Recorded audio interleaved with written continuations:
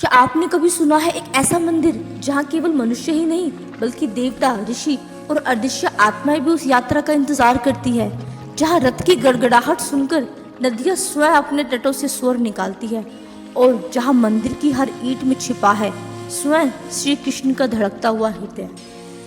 हाँ, यही है जगन्नाथ धाम, एक ऐसा रहस्य जो केवल आस्था से नहीं बल्कि दिव्य अनुभव से जीवित है।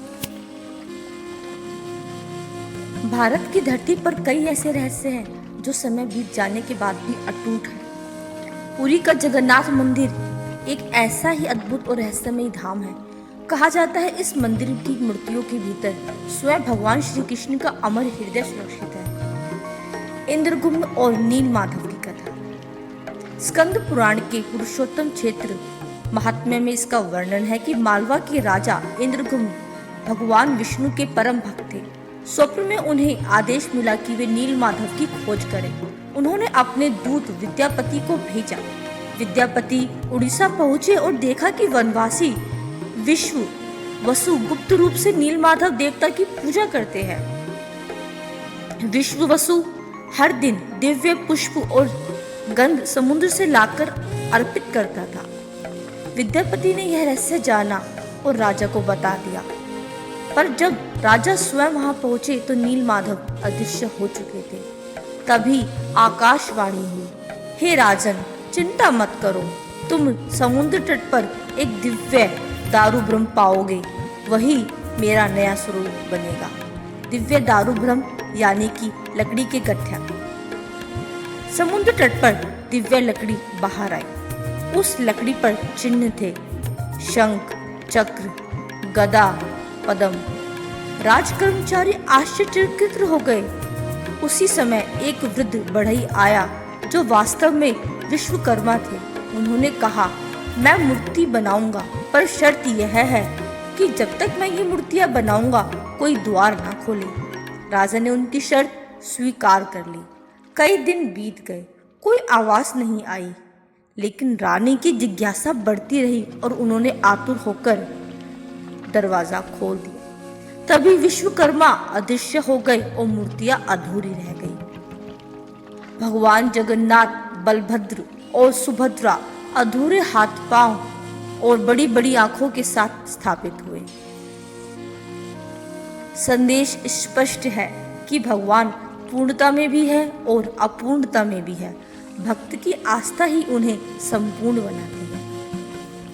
आत्मा, भूत प्रेत और छड़ी से जुड़ी मान्यता है कि जगन्नाथ यात्रा केवल मनुष्यों के लिए नहीं होती।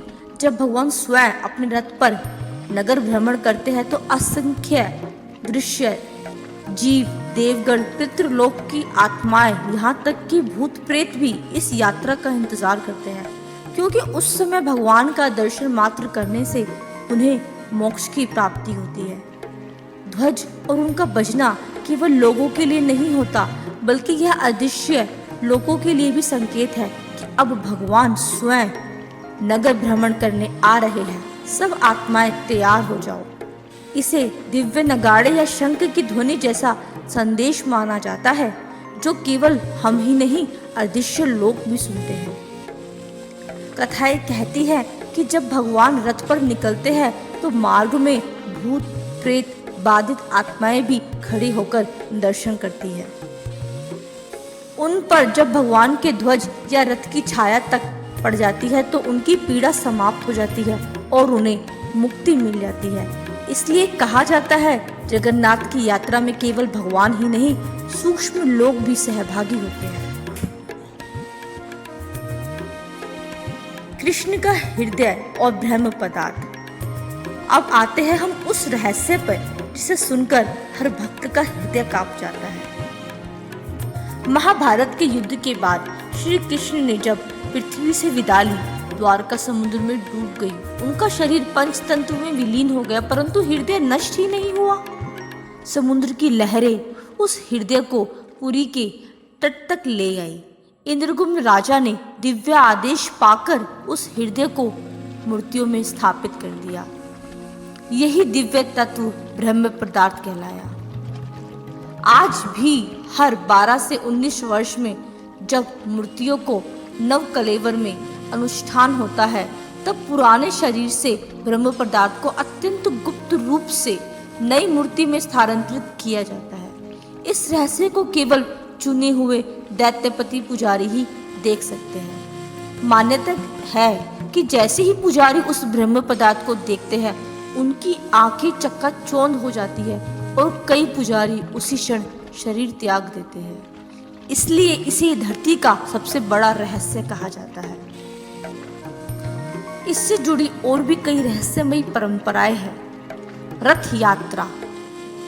आषाढ़ मास में भगवान अपने भाई बहन के साथ रथ पर निकलते हैं। लाखों भक्त रस्सी खींचते हैं।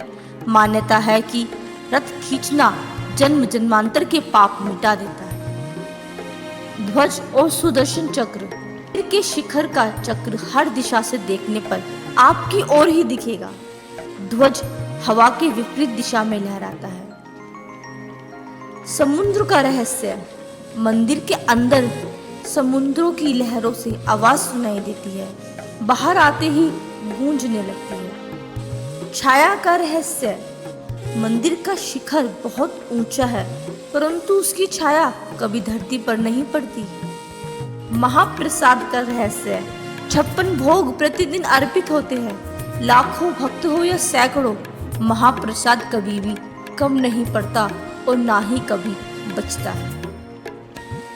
तो दोस्तों, जगन्नाथ मंदिर केवल एक स्थापत्य या तीर्थ नहीं है, यह भगवान के अत्यंत रहस्यों का प्रतीक है, जो हमें यह बताता है कि भगवान की उपस्थिति सिर्फ पूर्णता में नहीं बल्कि अपूर्णता में भी है। और जब तक आस्था है तब तक ईश्वर हमारे बीच जीवित है। जगन्नाथ जी की मूर्तियों में श्री कृष्ण का अमर हृदय धड़कता है। यही विश्वास हर भक्त को इस धाम की ओर खींच ले आता है। आइए हम भी मन ही मन में कहे जय जगन्नाथ। तो दोस्तों, अगर आपको भी जगन्नाथ धाम के इन रहस्यों को जानकर दिव्य ऊर्जा का अनुभव हुआ है, तो इस वीडियो को अपने दोस्तों, अपने परिवारजनों के साथ ज़रूर शेयर करें। हमारे इस चैनल दिव्य वाणी बाय अलका को सब्सक्राइब करें। वीडियो को लाइक करना ना भूलें और कमेंट्स में ज़रूर लिखें जय जगन्नाथ धाम। हर हर महादेव। जय श्री राम। जय सनातन धर्म।